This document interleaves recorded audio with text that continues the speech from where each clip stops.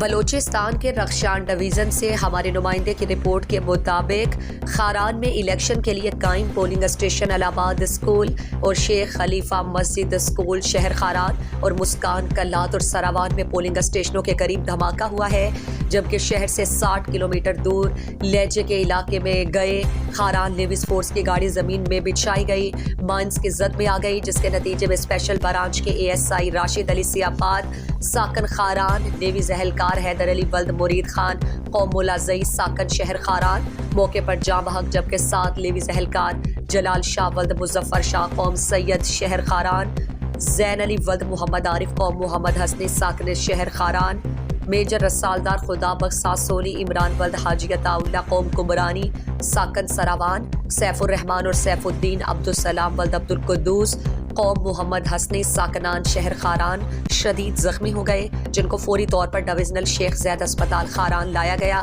جہاں ڈاکٹرز نے ابتدائی طبی امداد دے کر فوری کوئٹہ منتقل کر دیا۔ زخمیوں میں 3 کی حالت تشویشناک بتائی جاتی ہے۔